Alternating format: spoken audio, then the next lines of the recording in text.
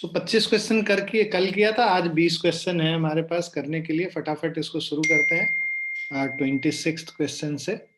So a man walks 30 metre towards north then 20 metre towards east, है ना।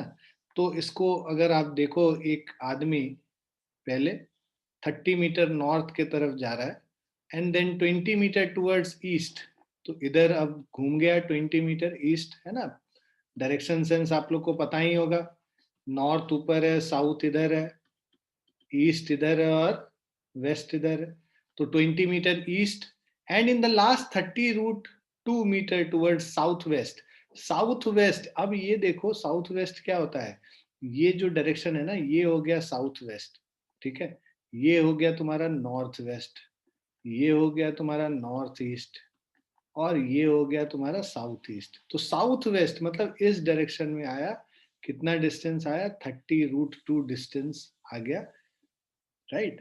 अब the displacement from the origin, यहां से हम लोग को डिस्प्लेसमेंट निकालना है, इस पॉइंट और इस पॉइंट के बीच में शॉर्टेस्ट डिस्टेंस निकालना है। तो ऐसे क्वेश्चन में हमेशा बेटर रहता है कि आईजे कंपोनेंट में ब्रेक कर लो। तो हमारा जो पहला डिस्प्लेसमेंट d1 है, इसको हम लोग क्या लिख सकते हैं, 30j लिख सकते हैं, क्योंकि वाई एक्सेस हम लोग ये मान लेते हैं, इधर j मान लेते हैं, j कैप, और एक्स एक्सिस की तरफ आई कैप मान लिया हॉरिजॉन्टल, है ना। ईस्ट के डायरेक्शन में आई कैप, नॉर्थ के डायरेक्शन में जे कैप। तो d1 हो गया हमारा जो डिस्प्लेसमेंट पहला वाला है 30 मीटर, मतलब इसका जो मैग्नीट्यूड है 30j लिख लेंगे। d2 जो हमारा डिस्प्लेसमेंट है, this is equal to 20i, ठीक। और ये जो इधर जो डिस्प्लेसमेंट हो रहा है 30 रूट 2, है ना। अब इसका जो डिस्प्लेसमेंट हम लोग मानेंगे, इसको कैलकुलेट कर लेते हैं, एक्स और वाई कंपोनेंट में इसको ब्रेक कर लेते हैं। अगर इसको एक्स और वाई कंपोनेंट में ब्रेक करोगे तो देखो, ये तो इधर तो माइनस जे हो गया और इधर हो गया माइनस आई, राइट। और इस तरफ जो पोजीशन है ये 30 रूट 2 हो गया। अब इसका इधर भी 45 डिग्री, इधर भी 45 डिग्री, मतलब 30 रूट 2 कॉस 45, ठीक है। ये -30 रूट 2 कॉस 45j, और इधर -30 रूट 2 साइन 45 आई हो गया। साइन 45 1/√2 होता है।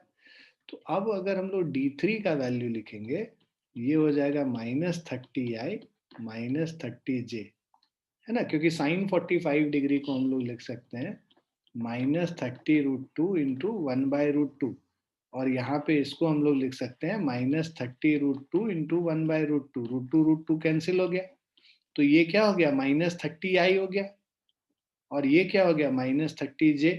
और जो हमारा d3 डिस्प्लेसमेंट है, इन दोनों का सम -30i -30j हो गया। अब ये तीनों डिस्प्लेसमेंट हमें पता चल गए, है ना। ये हो गया d1 वेक्टर डिस्प्लेसमेंट 1 वेक्टर, ये d2 वेक्टर, और ये d3 vector. Net displacement d is equal to, ये क्या हो जाएगा, d1 वेक्टर, d2 वेक्टर और d3 वेक्टर, इन तीनों को ऐड कर दो तो ये क्या हो जाएगा, 30j plus 20i -30i -30j। ये दोनों तो कैंसिल हो गया, 20 -30, ये क्या हो गया, -10i, ठीक है। तो ये -10i हो गया। -10i का मतलब ये घूम के कहीं यहाँ पे ऐसा आ गया कि इनके जो बीच का जो डिस्टेंस है ये 10 हो गया, और -10i मतलब सॉरी, ये कुछ इधर आ गया, नेगेटिव है। तो इसका जो नेट डिस्प्लेसमेंट यहाँ से लेके इधर होगा, तो किस डायरेक्शन में होगा, वेस्ट में। तो 10 meter towards west, negative sign मतलब बता रहा है वेस्ट डायरेक्शन।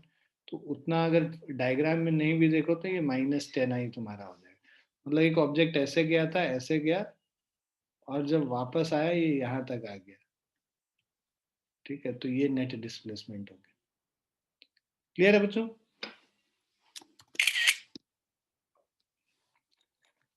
आ गया समझ में आप लोग को?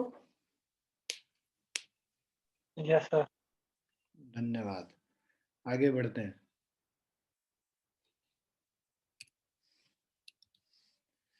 नेक्स्ट क्वेश्चन है हमारा, drunkard is walking along a straight road. He takes 5 steps forward and 3 steps backward, followed by 5 steps forward and 3 steps backward, and so on. Each step is 1 meter long and takes 1 second. There is a pit on the road 11 meter away from the starting point. The drunkard will fall into the pit after what time? तो ये देखो यहाँ पर एक गड्ढा है, यहाँ से ये स्टार्ट किया है, ये स्टार्ट पोजीशन है, और ये यहाँ पे पिट हो गया, और इनके बीच में जो डिस्टेंस है वो कितना है? 11 मीटर का डिस्टेंस है ये टोटल।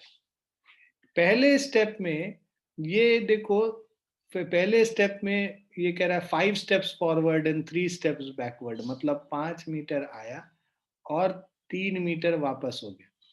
ठीक है, तो 5 मीटर इधर और उसके बाद 3 मीटर वापस। तो इसका मतलब जो टोटल डिस्प्लेसमेंट हुआ यहाँ स्टार्ट से वो 2 मीटर हुआ। मतलब 1-2 सेकंड में ये 5 meter minus 3 meter is equal to 2 meter travel किया। ठीक है, इन 2 सेकेंड्स। ठीक, अब देखो लास्ट, तुम ये देखो 2 मीटर गया, फिर से 2 मीटर जाएगा और 2 मीटर ऐसे चलता जाएगा। अब लास्ट वाला जब वो जा रहा है, मतलब 2 to 4 to 6 ऐसा कर लिया इसने, ये 6 मीटर तक आ गया। ठीक है, ये 6 मीटर तक आ गया। हाँ जी बेटा, हाँ बोलो बेटा। सर 2 सेकंड में नहीं, नहीं देखो ये कह रहा सर है 5 3 1 सेकंड में होगा। 2 सेकेंड नहीं, 2 सेकेंड नहीं, each step is 1 meter 5 long. Second. तो 5 और 3 8 सेकेंड में, है ना। अब ये कह रहा है 5 step forward and 3 step backward and so on.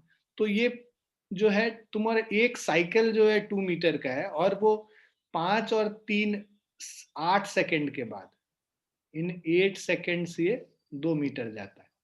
ठीक है, और ऐसा ऐसा ये, ठीक है, 2 मीटर गया, फिर 2 मीटर गया और 2 मीटर गया, तो ये कितना आएगा? 3 into 8 24 सेकेंड्स में ये यहाँ पे पहुंच गया। कहाँ पे? ये 6 मीटर वाले पोजीशन पे पहुंच गया। अब इसके बाद वो ड्रंकार्ड 5 मीटर जाएगा, जैसे ही 5 मीटर जाएगा वो अपने आप पिट में गिर जाएगा, उसके बाद वापस नहीं होगा। गड्ढे में गिर गया तो अब वापस क्या होगा? तो ये 5 मीटर जाने में और इसको कितना लगेगा? 5 सेकेंड्स लगेगा, तो 24 + 5 29 सेकेंड्स लगे। तो टोटल उसको 29 सेकेंड में वो आदमी जो है गड्ढे में गिर जाएगा। Drunkard will fall in the pit, so it is 29 second. Clear है बच्चों? Yes sir.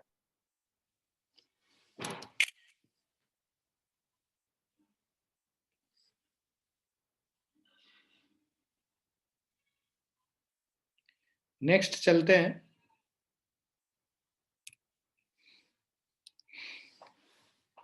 A body covered 1/3 of the distance with velocity v1, the second 1/3 of the distance with velocity v2, and the last 1/3 of the distance with velocity v3.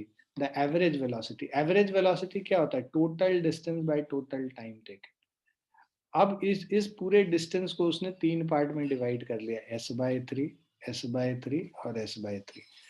तो body covered 1/3 of the distance with a velocity. इस distance को v1 velocity से, इसको v2 से, इसको v3 से। अब average velocity is equal to total distance, है ना। Total distance by total time होता है average velocity. Total distance divided by total time. अब देखो यहाँ पे जो टाइम t1 होगा, डिस्टेंस बाय स्पीड होता है, मतलब s/3 डिवाइडेड बाय v1। तो ये क्या हो जाएगा? s divided by 3v1। उसी तरह यहाँ पे जो टाइम होगा t2 is equal to s/3v2, और यहाँ पे जो t3 होगा s/3v3। ये फॉर्मूला है एवरेज वेलोसिटी का। सो ये एवरेज वेलोसिटी, टोटल डिस्टेंस मतलब s हो गया total, s/3 + s/3 + s/3 bye total time taken, s/3v1, s/3v2, s/3v3। ठीक है, अब हम लोग क्या करते हैं, यहां पर से अगर s को कॉमन ले ले डिनोमिनेटर में, आ जाएगा 1/3v1, 1/3v2, 1/3v3, s और s कैंसिल हो गया, एलसीएम ले लेंगे 3v1 v2 v3, ठीक है।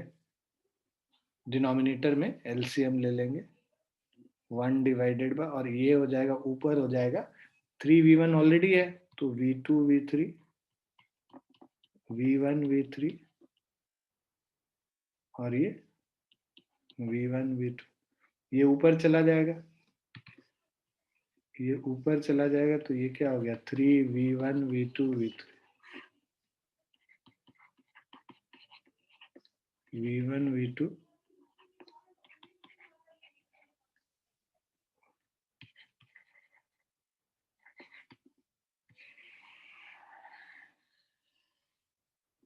क्लियर है बच्चों?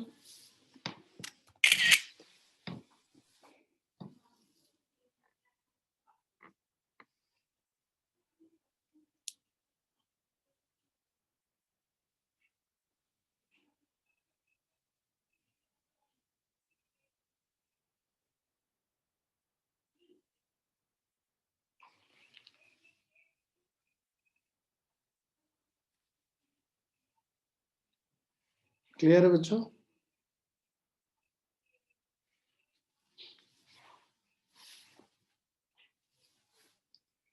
समझ आ गया बच्चों? ठीक है। Yes sir. हाँ तो तुरंत फटाफट रेस्पॉन्ड किया करो, एकदम रेस्पॉन्स जितना तेजी से होगा हम लोग भी उतने तेजी से रॉकेट स्पीड से चलेंगे, अदरवाइज तो बैलगाड़ी बन जाएंगे फिर। समझते जाना है, रेस्पॉन्ड करते जाना है। लैपटॉप दूर रखा हुआ है सर इसीलिए। अच्छा अच्छा अच्छा, ठीक ठीक ठीक। चलिए नेक्स्ट पे चलते हैं।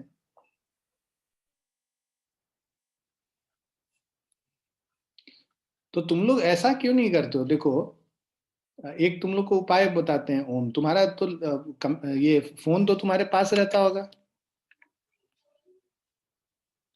Yes sir.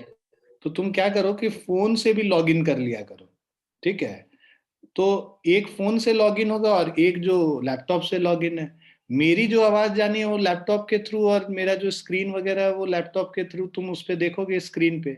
और जो तुम्हें कुछ बोलना होगा तो तुम फटाक से वहां पे अनम्यूट करके अपना बात बोल सकते हो। यस। अच्छा उपाय बताए ना तुमको? Yes sir. हाँ तो उससे फिर क्या है, कम्युनिकेशन स्ट्रांग रहेगा हम दोनों के बीच में। चलिए बेटा आगे बढ़ते हैं, कल से वैसे करेंगे हम लोग। हाँ चलो आगे चलते हैं।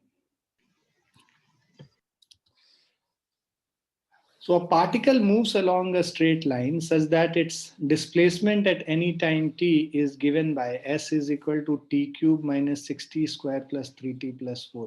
हम लोगों को दे रखा है डिस्प्लेसमेंट टाइम के रेस्पेक्ट में, जैसे डिपेंडेंट है वो दे रखा है। The velocity when the acceleration is zero, हम लोग को वेलोसिटी निकालना है जब एक्सेलरेशन जीरो होगा।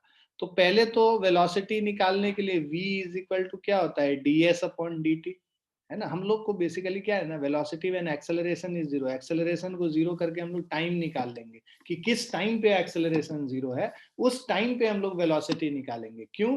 क्योंकि जो वेलोसिटी आएगा या एक्सेलरेशन आएगा ये सब टाइम डिपेंडेंट होगा, मतलब टाइम का एक फंक्शन होगा। ये जैसे s जो है टाइम का फंक्शन दिया हुआ है, इसको डिफरेंशिएट कर दोगे, differentiation of T cube minus 6t square plus 3t plus 4 with respect to time कर लेते हैं। टी क्यूब का differentiation 3t square, 6t square का 12t और 3t का 3। ये हम लोग को पता चल गया, हम लोग को वेलोसिटी टाइम के रेस्पेक्ट में कैसे चेंज कर रहा है। अब हम लोग को पता है acceleration is dv upon dt, इसको डिफरेंशिएट कर दो टाइम के रेस्पेक्ट में। 3t स्क्वायर का differentiation 6t square minus 12, 6t minus 12। अब कह रहा है कि एक्सेलरेशन जब जीरो होगा ना उस समय क्या वेलोसिटी है। तो एक्सेलरेशन जीरो कब होगा, जब इसको जीरो से इक्वेट करोगे तो t is equal to 12 upon 6 क्या हो गया, 2 seconds. So time is equal to 2 seconds. So we have to calculate acceleration when t is equal to, sorry, velocity when t is equal to 2 seconds. So at t is equal to 2 seconds, velocity v is 3 into 2 square minus 12 into 2 plus 3. तो 4 3 v क्या हो जाएगा, 4 3 are 12 minus 24 plus 3, तो 15 minus 24 minus 9 हो गया, तो minus 9 metre पर second इसका वेलोसिटी हो गया, ऑप्शन डी।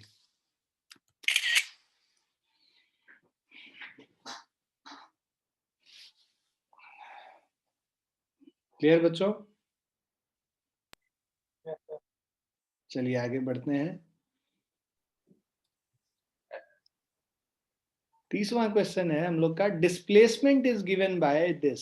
डिस्प्लेसमेंट जो है टाइम डिपेंडेंट दिया है, initial velocity and acceleration are respectively. हमको इनिशियल वेलोसिटी का क्या मतलब हुआ, time t is equal to 0 पे क्या वेलोसिटी है, और उसी तरह t इज इक्वल टू 0 पे क्या एक्सेलरेशन है। t इज इक्वल टू 0 पे v और a, ये दोनों चीज निकालना है। डिस्प्लेसमेंट है हमारा y is equal to a plus B T plus C T square minus D T 4। अब वेलोसिटी क्या होगा, dy अपॉन dt होगा। dy अपॉन dt मतलब differentiation of a plus B T plus C T square minus D T 4 with respect to time. a का differentiation time के respect में 0 plus b plus 2ct minus 4dt³। ठीक है, अब इसको हम लोग क्या करेंगे, ये v निकल गया। अब हम लोग एक्सेलरेशन निकालेंगे, dv upon dt। dv upon dt करेंगे तो ये 2c माइनस 12d स्क्वायर, एक मिनट, ct से 2ct, हाँ ठीक है ठीक है, हाँ 2c माइनस 12dt स्क्वायर। अब हमको कह रहा है कि at t is equal to 0, तो यहाँ पे हम लोग को t इज इक्वल टू 0 पे v कितना हो जाएगा, t 0 डाल दोगे तो b प्लस 0 माइनस 0 मतलब b हो गया, b मीटर पर सेकेंड। और एक्सेलरेशन कितना हो जाएगा, t इज इक्वल टू 0 पे 2c हो जाएगा। तो वेलोसिटी b के बराबर, एक्सेलरेशन 2c के बराबर, तो ऑप्शन सी हो गया।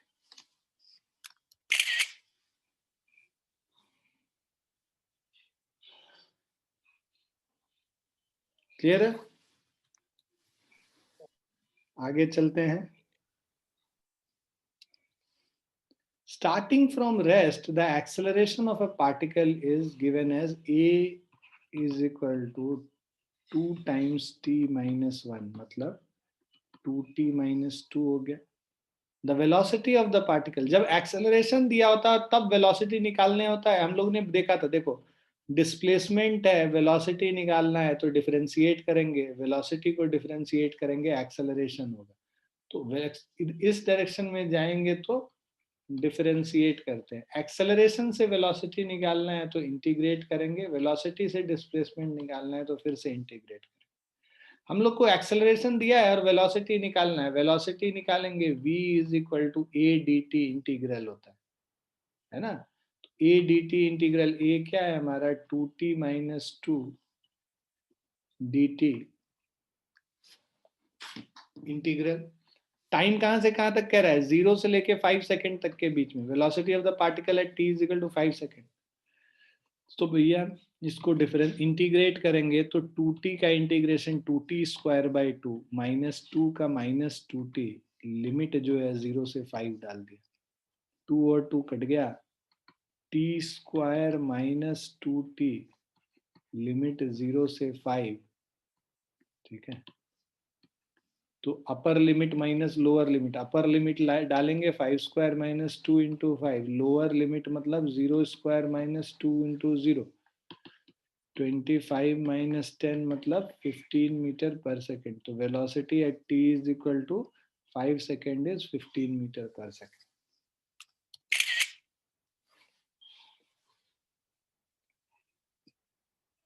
क्लियर है बच्चों?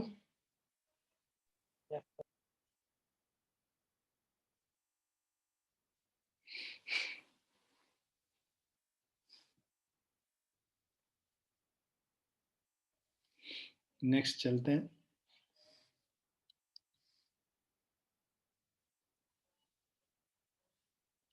$32nd question, a stone is dropped into a well in which the level of water is h below the top of the well.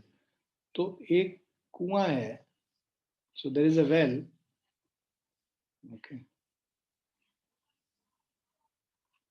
So a stone is dropped into a well in which the level of water is h meter below the top. So यहाँ से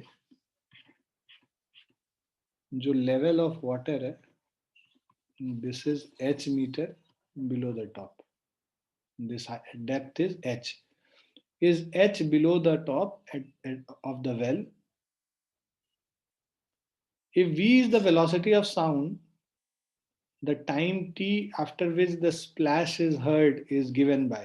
तो देखो पहले तो stone यहां से इधर जाएगा, है ना, और उसके बाद स्पीड ऑफ साउंड से साउंड इधर से इधर आएगा। हम लोगों को निकालना है टोटल टाइम जिसमें ये स्टोन इधर जा रहा है और प्लस ये जो साउंड इधर आ रहा है, ठीक है। मान लो स्टोन का नीचे गिरने का टाइम t1 हुआ और साउंड का ऊपर आने का टाइम t2 हुआ, तो t1 इज इक्वल टू, है ना, अब देखो इनिशियल वेलोसिटी 0 है, राइट, फाइन, और h जाना है, तो अब फॉर्मूला होगा h is equal to u t1 plus half g t1 square. भाई u इनिशियल वेलोसिटी 0 है, तो h is equal to half g t1 square, so t1 is equal to 2h by g का root under. ये time t1 हो गया stone का नीचे आने का। अब उसके बाद साउंड का ऊपर जाने का टाइम जो होगा, हमें पता है स्पीड ऑफ साउंड v है, टाइम अगर ऊपर जाने का t2 है, t2 is equal to distance by speed, तो h बाय v हो गया। साउंड तो यूनिफॉर्म स्पीड से मूव करता है ना, h बाय v होगा time taken by the sound to go from this bottom to the top. अब टोटल टाइम आपको जब स्टोन छोड़ा और स्टोन की आवाज, गिरने की आवाज जो सुनाई पड़ी, उस दौरान जो टोटल टाइम बीता, that is t1 plus t2। So time which the stone takes to go down plus time which the sound takes to come up, if we add both of them, we'll get the total time after which the splash is heard. So total time after which the splash is heard is t1 plus t2, that is root under 2h by g plus of h by v. So root under 2h by g plus h by v. This is option B. Is it clear?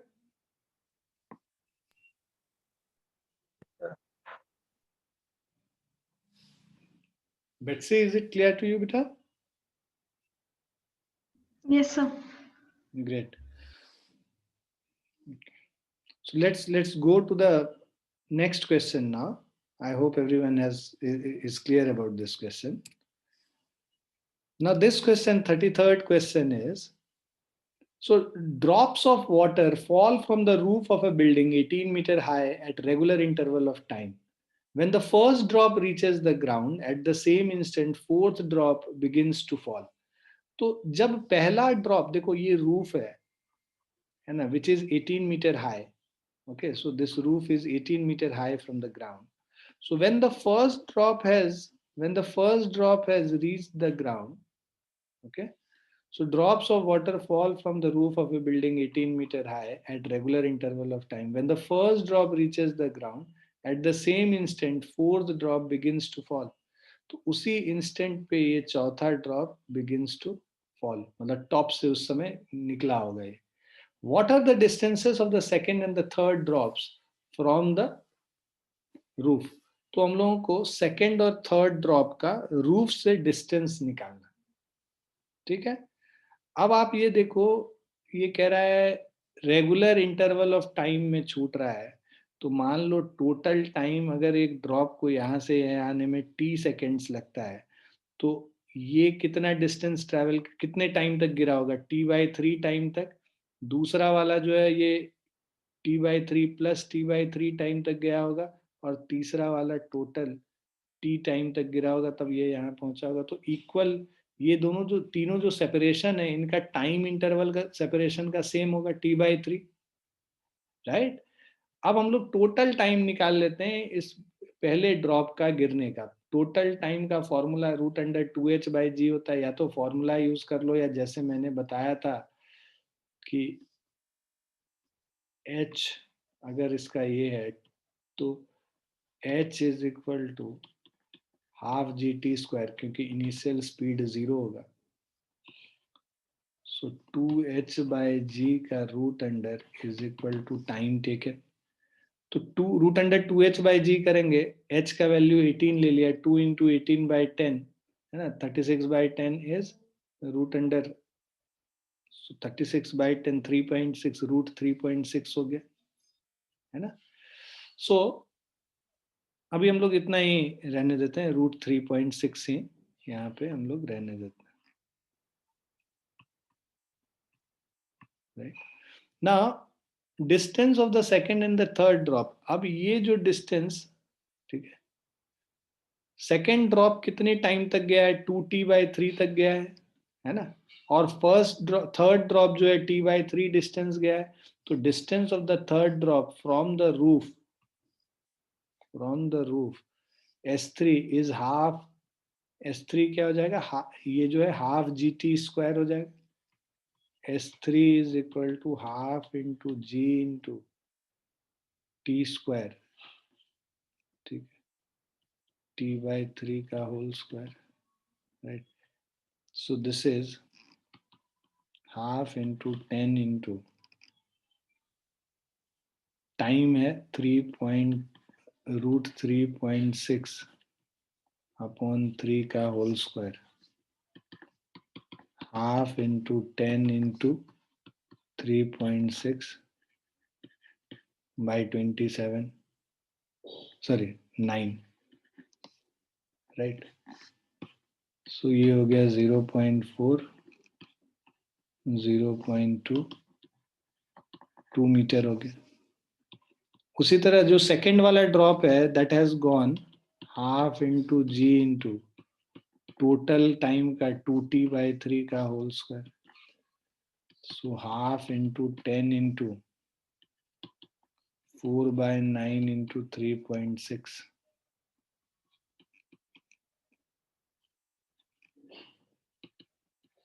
So 8 metre, ठीक है। तो 2 metre and 8 metre from the top.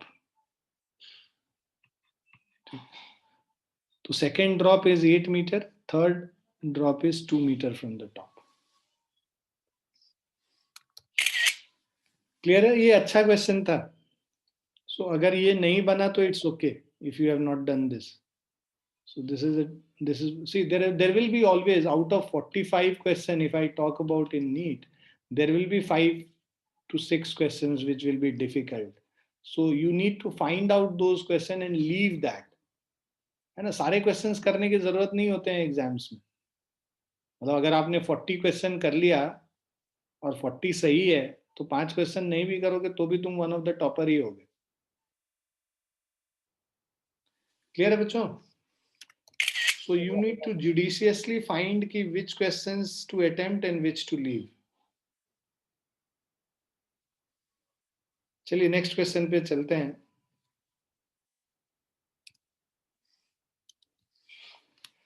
So a stone fall freely such that the distance covered by it in the last second of its motion is equal to the distance covered by it in the first 5 seconds. Okay. So अगर आप ये देखो distance travel in last second,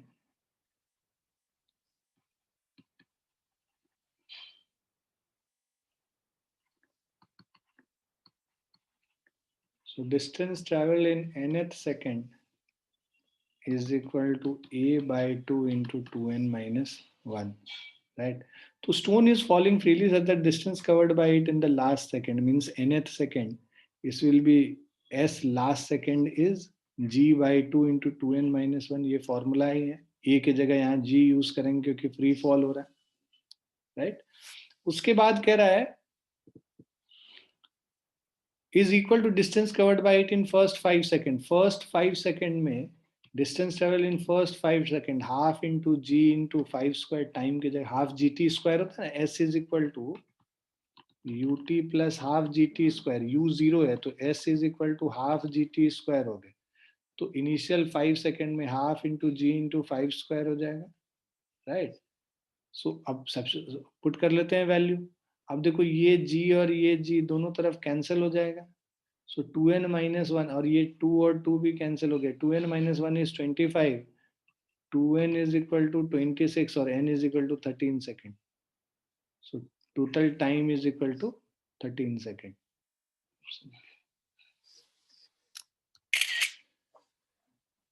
Is it clear?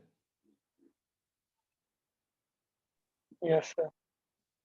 So we have used two formulas here. Distance travel in the last second or nth second is given by this formula. Distance travel in the first, t seconds is given by this formula. We use both of these formulas and then solve and find the answer, the value of t.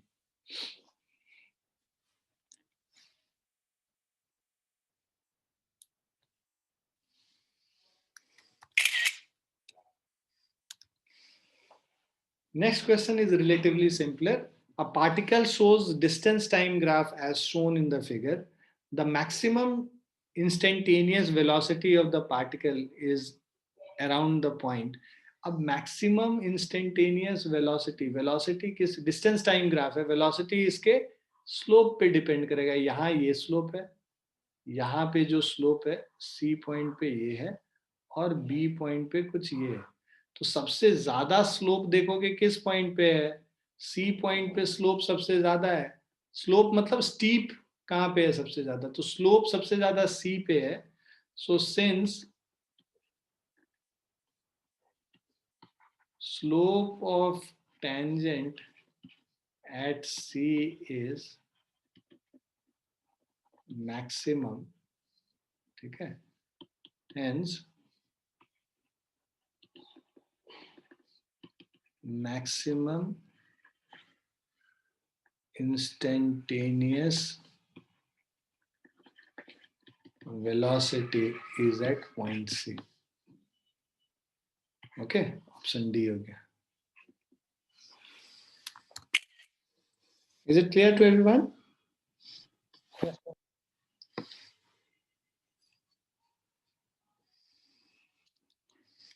Next question कह रहा bus is moving with a speed of 10 meter per second on a straight road. A scooterist wishes to overtake the bus in 100 seconds. ठीक है, बस किस speed से move कर रहा है, 10 मीटर पर सेकंड के स्पीड से स्ट्रेट रेट पे मूव कर रहा है। 1 सेकंड में।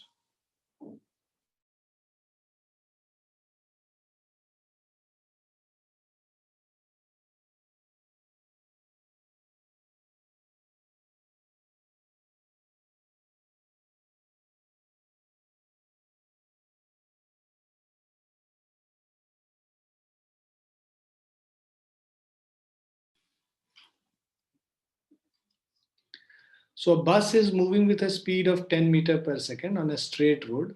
A scooterist wishes to overtake the bus in 100 seconds. ठीक है, तो ये जो बस है it is moving with a speed of 10 metre पर सेकेंड और एक स्कूटरिस्ट है जो कि ओवरटेक करना चाहता है 100 सेकेंड में बस को।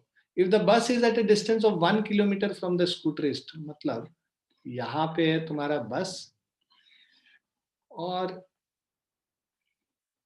ना, अब स्कूटर कैसे बनाते हैं, स्कूटर जैसा ही लग रहा है कुछ।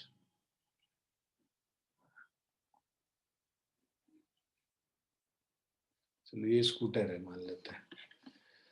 सो इसका स्पीड है 10 मीटर पर सेकेंड और इनके बीच का जो डिस्टेंस है दिस इज 1 किलोमीटर, मतलब 1000 मीटर हो गया। और इसको ओवरटेक करना है कितने टाइम में करना है, 100 सेकेंड में ओवरटेक करना है। With what speed should the scooterist chase the bus. अब देखो ये रिलेटिव डिस्टेंस रिलेटिव वेलोसिटी से करेंगे ना तो थोड़ा आसान पड़ेगा। रिलेटिव डिस्टेंस इसको कवर करना है, एक सेकेंड बच्चा।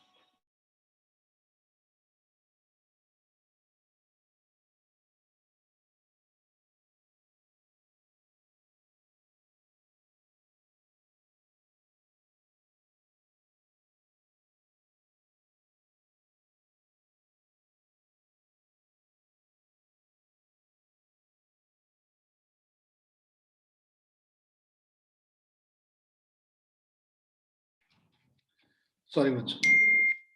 तो ये जो रिलेटिव डिस्टेंस 1000 मीटर जाना है और रिलेटिव टाइम जो है वो 100 सेकेंड्स है, तो रिलेटिव वेलोसिटी मान लो इसका खुद का वेलोसिटी v है तो इससे ज्यादा होगा, v has to be greater than 10 metre पर सेकेंड, तभी तो इसको ओवरटेक कर पाएगा। सो रिलेटिव वेलोसिटी क्या होगा? Velocity of scooter minus velocity of bus, v minus 10 हो गया रिलेटिव वेलोसिटी। भाई velocity of scooter with respect to bus क्या होगा? Velocity of scooter minus velocity of bus, ये फॉर्मूला होता है रिलेटिव वेलोसिटी का। Relative velocity a with respect to b क्या होगा? va minus of vb. So this is the formula for relative velocity. So same thing we are using here. Velocity is bus ka, the velocity of bus is v and velocity of scooter is just 10. So v minus 10 is the relative velocity. Relative distance is equal to 1000 metre. क्यों रिलेटिव वेलोसिटी से कर रहे हैं? अगर नहीं करेंगे ना तो पहले हम लोग को ये निकालना पड़ेगा कि टी टाइम, जितने टाइम में 100 सेकंड में ये कितना मूव किया और ये इससे कितना एक्स्ट्रा मूव किया है। बहुत मतलब जो है लंबा कैलकुलेशन हो जाएगा, मतलब 3-4 स्टेप 5 स्टेप ज्यादा करना पड़ेगा। उससे अच्छा है कि हम लोगों ने रिलेटिव डिस्टेंस मान लिया, रिलेटिव वेलोसिटी पता है, बस टाइम हम लोग को निकालना है। ठीक है, अब हमें निकालना है, अच्छा टाइम भी हमें पता है, रिलेटिव टाइम जो लगता है 100 सेकेंड्स लग रहा है इसको ये करने में, तो velocity distance is equal to velocity into time कर लो, मतलब 1000 is equal to v minus 10 velocity और टाइम 100 हो गया। ठीक है, अब इसको यहाँ पे सॉल्व करेंगे, ये दोनों जीरो कट गया तो 10, so v is equal to minus 10 उधर जाएगा, 10 प्लस 10 20 मीटर पर सेकेंड हो जाएगा।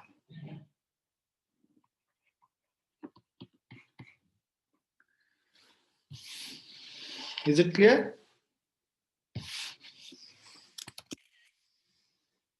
Clear है बच्चों? Yes, sir. Overtake वाला question always you need to do by this concept only कि whatever relative distance he has to go, in how much time he has to overtake it, और relative velocity क्या है, relative time क्या है, relative distance क्या है, ऐसे करके हम लोग solve कर लेते हैं तो ज्यादा आसान पड़ता है। नेक्स्ट क्वेश्चन पे चलते हैं। The speed of a projectile at its maximum height is half of its initial speed. Okay, so speed of a projectile at its maximum height is half of its initial speed. For example, एक projectile है, यहां पर से तुमने इसको फेंका u speed से at an angle theta, तो ये जो यहाँ पे क्या होगा, टॉप मोस्ट पॉइंट पे, हाईएस्ट पॉइंट पे, इस पे बस हॉरिजॉन्टल मोशन होता है ना, vx is equal to ux which is u cos theta। भाई हॉरिजॉन्टल वेलोसिटी तो चेंज नहीं करेगा ना, वर्टिकल वेलोसिटी चेंज करता है। वर्टिकल वेलोसिटी यहाँ पे जीरो होगा, vy is equal to zero होता है, जो भी है वेलोसिटी बस हॉरिजॉन्टल वेलोसिटी है, तो ये चेंज नहीं करेगा। कह रहा है कि maximum height is half of its initial speed, मतलब इनिशियल स्पीड था मेरा u, तो ये vx क्या हो गया, u/2 हो गया। u/2 is u cos theta, मतलब कि जो हमारा cos थीटा है दिस इज इक्वल टू 1/2, तो थीटा कितना हो गया, 60 डिग्री। हम लोग को एंगल ऑफ प्रोजेक्शन निकालना था, वो 60 डिग्री। क्लियर है बच्चों?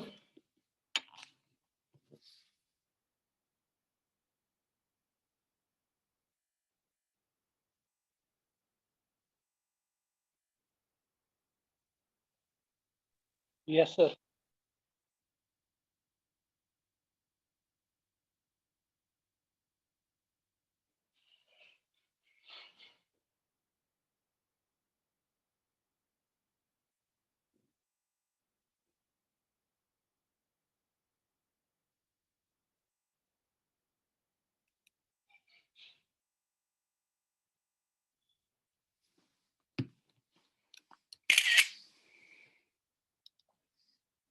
Next question. A projectile is fired at an angle of 45 degree with the horizontal. Okay. So a projectile is fired at an angle of 45 degree with the horizontal. Elevation angle of the projectile at its highest point as seen from the point of projection is. So देखो ये projectile है, it is fired at an angle of 45 degree. Elevation angle of the projectile at its highest point as seen from the point of projection. मतलब हम लोग को ये angle निकालना है थीटा हाईएस्ट पॉइंट पे, ठीक? तो ये एंगल थीटा निकालना है, ये क्या है, मैक्सिमम हाइट है, और ये क्या है, हाफ द रेंज है.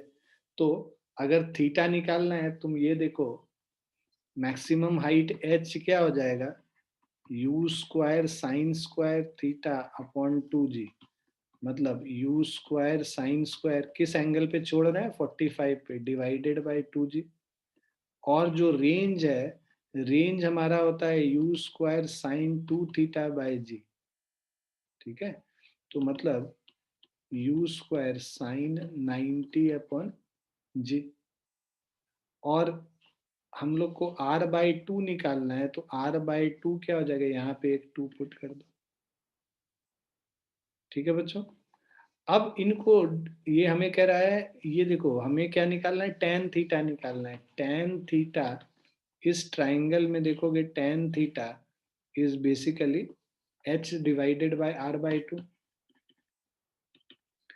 h है हमारा u square sine square 45 by 2g, u square sine 90 by 2g.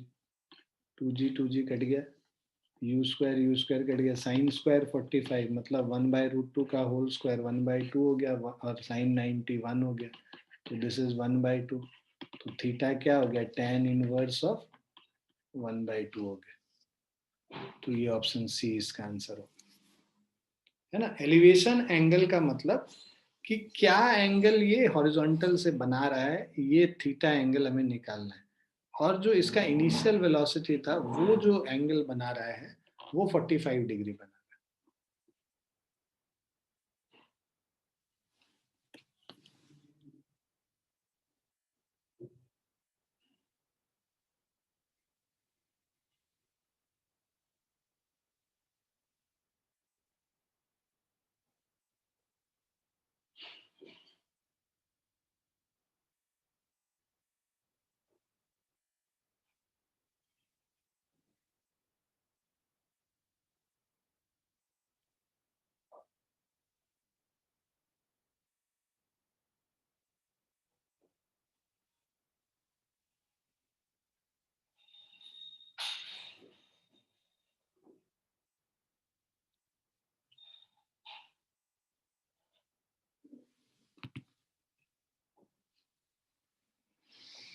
Clear बच्चों, समझ में आ गया सबको?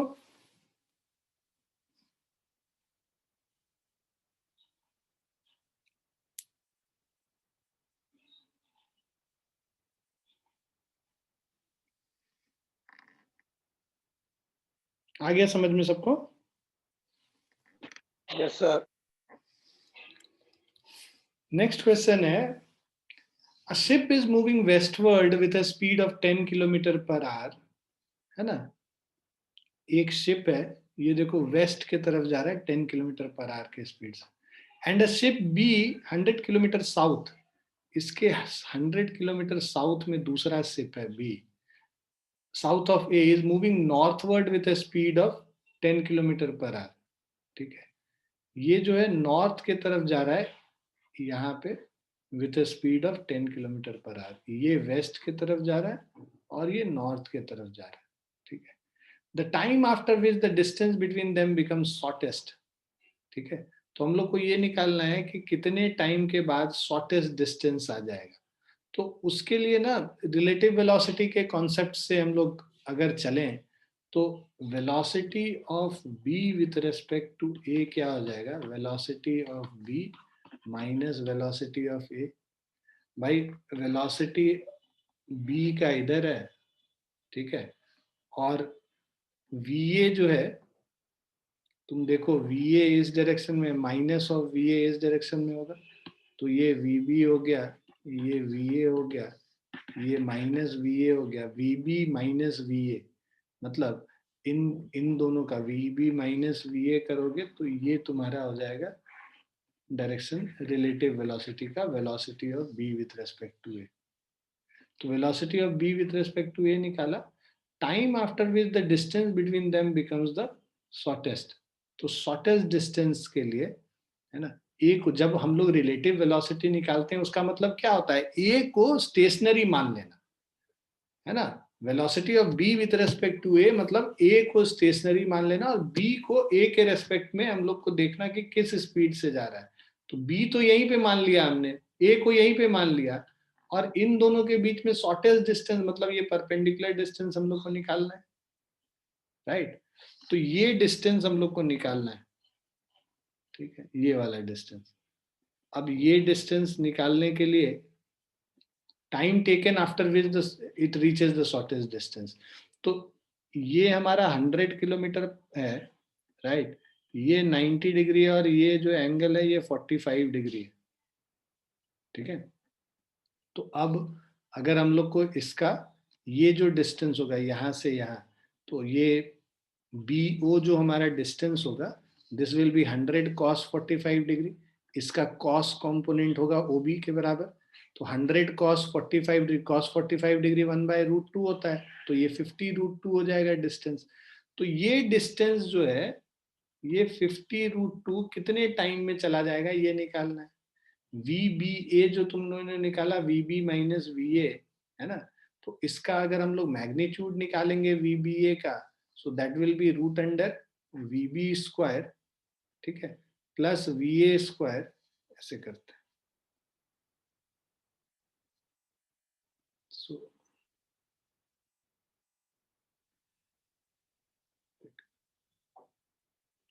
तो वी बी और वी ए के बीच में आपस में जो एंगल है वो 90 डिग्री है। तो अगर हम V B minus V A करें, so that will be equal to V B square plus of V A square का रूट अंडर। तो वी बी स्क्वायर है हमारा, देखो ये जो है ये भी 10 किलोमीटर पर आवर, ये भी 10 kilometre per our, 10 square plus 10 square 10√2 kilometre per our हो गया। और डिस्टेंस है हमारा 50√2 जो कि उसको जाना है इस रिलेटिव वेलोसिटी से। तो डिस्टेंस बाय स्पीड हमें टाइम निकाल के देगा। तो डिस्टेंस 50√2 है और स्पीड 10√2 है, तो 50√2 और 10√2, 50√2 और 10√2 से डिवाइड कर देंगे इसको, तो हमें 5 आवर्स निकलेगा। 5 घंटे में ये ऐसे इस पोजीशन पे होगा कि इन दोनों के बीच में शॉर्टेस्ट डिस्टेंस।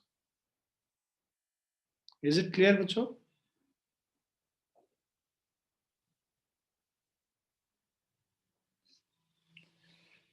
समझ में आया सबको? Yes sir. Yes, sir. This is also another important मतलब difficult question in the paper.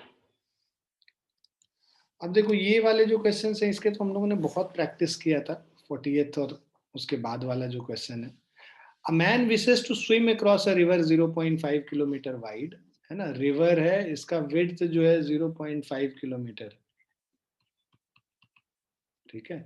If he can swim at the rate of 2 km per hour in still water and the river flows at the rate of 1 km per hour, the angle made by direction with respect to the flow of river along which he should swim so as to reach the point exactly opposite his starting point should be।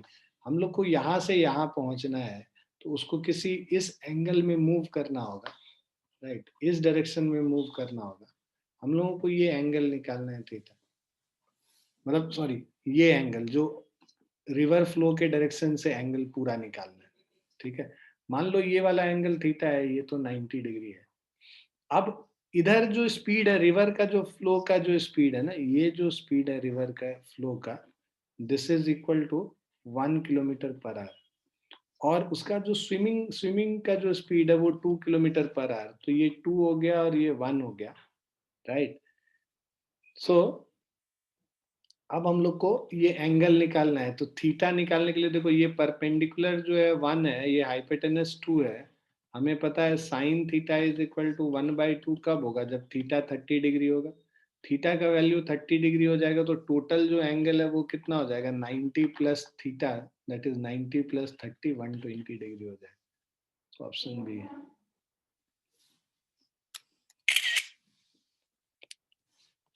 Clear बच्चों? Yes, sir. Next question पे आते हैं. A river 4 miles wide is flowing at the rate of 2 miles per hour, है ना? तो एक river है, इसका जो विड्थ है 4 माइल्स है.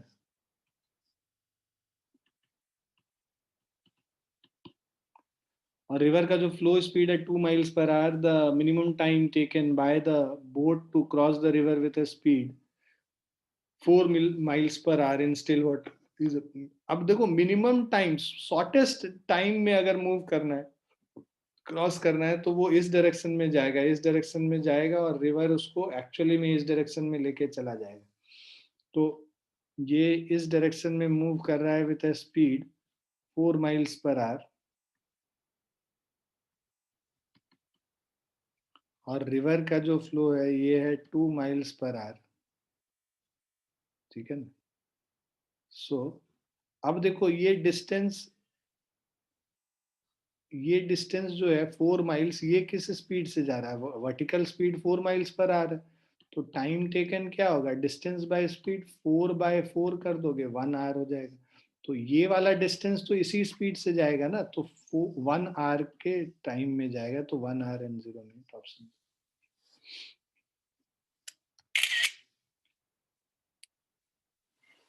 आ गया समझ बच्चों?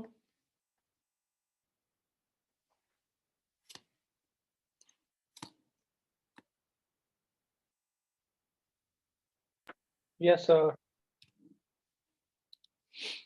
A number of bullets are fired at in all possible directions. ठीक है? So there are so many bullets which are fired in all possible directions with the same initial velocity u. ठीक है? सबका velocity u है. Maximum area of the ground covered will be. तो ये जो ground का जो एरिया होगा वो कितना कवर होगा? ये बेसिकली जो रेंज है, ये रेंज के बराबर इसका जो रेडियस है इस सर्कुलर इसका, वो क्या होगा? रेंज होगा प्रोजेक्टाइल का. So range of projectile is equal to maximum range जो होता है. तो पहले तो रेंज निकाल लो. Range is equal to U square sine 2 theta upon G. So range maximum कब होता है? जब साइन 2 थीटा 1 के बराबर हो जाएगा, वो maximum range U square by G हो जाता है. और एरिया जो मैक्सिमम होगा वो क्या हो जाएगा? Pi R square. So pi into U square by G का whole square, pi into U square by G का whole square. Option D. Clear है बच्चों? सो मैक्सिमम रेंज जो है उसको रेडियस लेके हम लोग एरिया ऑफ सर्कल निकाल लेंगे, तो वो मैक्सिमम एरिया निकल जाएगा जो कि नंबर ऑफ बुलेट्स कवर करेंगे, मतलब जो एरिया बुलेट्स कवर करेंगे. Is this clear? Yes, sir.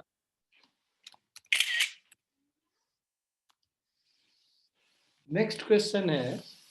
A ball is projected upward from the top of a tower with a velocity 50 metre पर सेकेंड. तो हम लोग टावर के ऊपर ये 50 मीटर पर सेकेंड के 50 मीटर पर सेकेंड के स्पीड से इसको प्रोजेक्ट करते हैं at an angle 30 degree with the horizontal. The height of the tower is 70 metre. ठीक है? एच कितना हो गया? 70 मीटर हो गया. ठीक है? So height of the tower is 70 meter. After how much time from the instant of throwing will the ball reach the ground? हम लोग को टाइम निकालना है जितने टाइम में ये ग्राउंड पे आएगा. तो देखो सिंपल है. इसका जो वर्टिकल वेलोसिटी है, vertical U Y is equal to 50 sine 30 degree, है ना? U sine 30 degree vertical velocity है. और इसको आना कितना है? एच कितना कवर करना है? 70 मीटर कवर करना है. और अगर हम लोग नीचे के डायरेक्शन को पॉजिटिव लेते हैं, तो ये जो यू वाई है इसको हम लोग नेगेटिव लेंगे, -50 साइन 30 डिग्री. राइट? तो जो S Y is U Y T. So H is equal to U T plus half A T square, या जी टी स्क्वायर कर लो. सो h कितना है 70 is equal to u initially negative है 50 sine 30 degree मतलब 50 into 1/2 minus 25 meter per second, so minus 25t plus half into 10 into t square. ठीक है 5 हो गया 5 से डिवाइड कर दो 14 is equal to minus 5t plus t square minus 5t minus 14 is equal to 0. इसको solve करेंगे 7 2 14 होता है t square minus 7t plus of 2t minus 14 is 0. So t into t minus 7 plus 2 into t minus 7 is 0. So t plus 2 into t minus 7 is 0. Right? So t is equal to 7 seconds हो जाएगा है ना तो ये t is equal to 7 seconds है तो time taken is 7 second horizontal projectile motion पे ये क्वेश्चन था so I tried covering all the portions जिससे कि हम लोगों ने पढ़ा था न्यूटन्स लॉज ऑफ मोशन से कम दिया तुम्हें क्वेश्चन जानबूझ के जिससे कि तुम लोग न्यूटन्स लॉज ऑफ मोशन ज्यादा रिवाइज नहीं किए होगे है ना ज्यादा प्रैक्टिस नहीं किए होगे मैंने वही किया था क्योंकि वो हमने जल्दी में पढ़ा था वो थोड़ा याद भी था हाँ वो लेटली सबसे वही पढ़ा था हम लोग मेरा मोशन एंड प्लेन थोड़ा सा रिवाइज नहीं था बिल्कुल ही नहीं था बाकी थोड़ा थोड़ा चलो कोई नहीं अगले टेस्ट के लिए ध्यान रखना कि और अगले टेस्ट में थोड़ा सा तुमको बताएंगे भी कि कैसे तैयारी करनी है क्या करना है सर एक्चुअली फिजिक्स में अच्छे आए थे बट वही ना फिर टाइम कंज्यूम हो रहा था तो मैंने छोड़ दिया स्टार्टिंग के 15 किए उनमें से 12 सही हो गए तो बाद वाले मैंने छोड़ ही दी हाँ लेकिन देखो क्या है ना कि कम से कम तुम लोग 35 to 40 क्वेश्चन अटेम्प्ट करने की कोशिश करो है ना नेक्स्ट वाले टेस्ट में फिजिक्स में 45 में से कम 35 to 40 क्वेश्चन अटेम्प्ट करो चलो नेक्स्ट पे चलते हैं ये कह रहा है when an object is shot from the bottom of a long smooth inclined plane kept at the angle of 60 degree with horizontal it can travel a distance x1 along the plane but when the inclination is decreased to 30 degree and the same object is shot with the same velocity it can travel x2 distance then x1 is to x2 क्या है जब angle 60 degree है तब maximum क्या होगा और जब 30 degree है तब मैक्सिमम क्या होगा ये जो डिस्प्लेसमेंट ये हम लोग को रेशियो निकालना है तो अब ये देखो कि जो जो ऑब्जेक्ट है उसका डीसेलरेशन क्या होगा जी साइन 60 डिग्री यहाँ पे भाई जी का डायरेक्शन ये है इस डायरेक्शन में जी साइन 60 डिग्री और इस डायरेक्शन में जी कॉस 60 डिग्री तो इस डायरेक्शन में जो है जी साइन 60 डिग्री से एक्सेलरेशन हो रहा है मतलब डीसेलरेट करेगा राइट तो अब जब हम लोग x1 लिखेंगे x1 इज इक्वल टू ठीक x1 is equal to v square या ऐसे करो फाइनल स्पीड इसका 0 है so v square is equal to u square minus या u square minus 2j sine 60 degree final velocity 0 है तो इससे हमारा आ जाएगा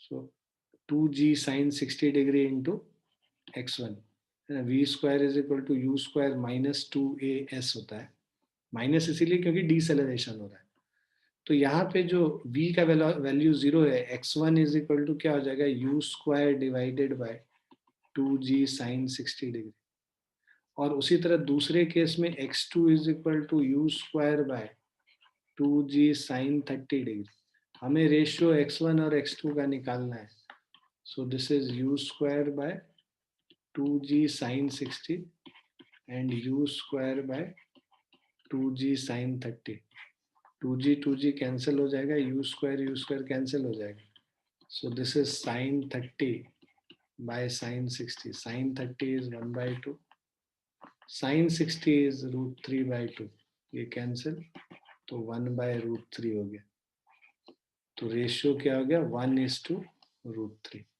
So this is option B.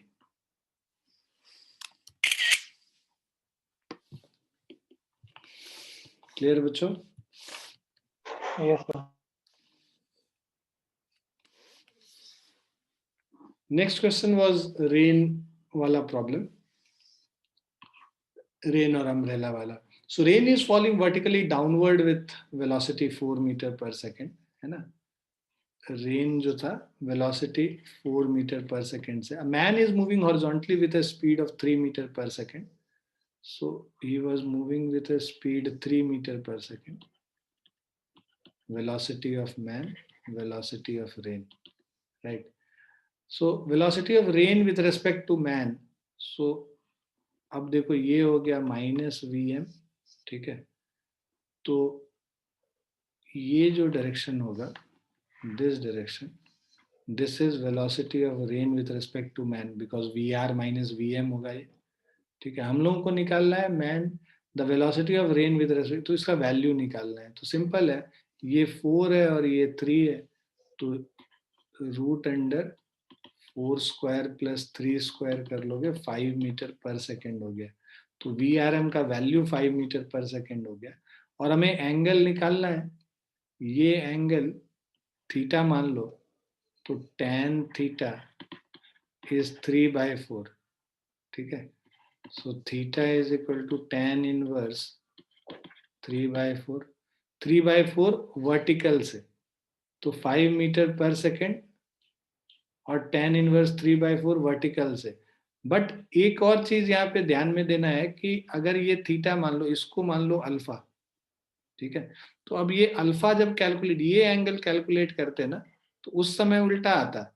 ये तुम्हारा 3 है और ये 4 है, तो tan अल्फा 4/3 आता. tan अल्फा 4/3 आता, तो alpha is equal to tan inverse of 4/3 होता. तो अगर हॉरिजॉन्टल से एंगल देखते तो tan इनवर्स 4/3 और वर्टिकल से tan इनवर्स 3/4, दोनों में 5 मीटर पर सेकेंड, ठीक है? तो ये दोनों ऑप्शंस करेक्ट है. Both option A and B are correct.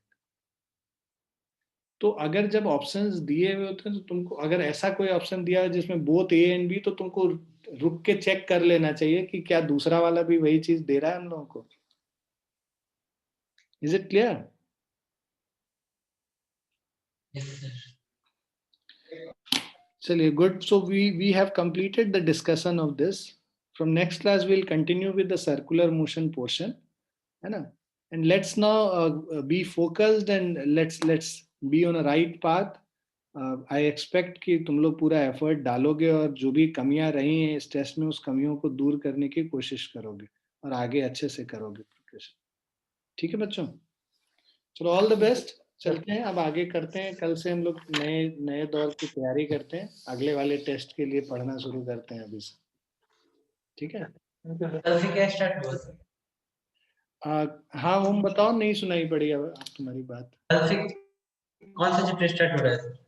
Circular motion हम लोग शुरू किए थे, तो एक क्लास लिए हैं सर्कुलर मोशन का, उसी को आगे कंटिन्यू करेंगे. तो तुम सर्कुलर मोशन का तुम उसको ये कर लेना रिवाइज, मतलब तुम पहला वाला क्लास देख लेना, वो अपलोड कर दिए हैं उस पे यूट्यूब पे. Yes sir. ठीक है? ठीक है बेटा. चलो बाय, टेक केयर.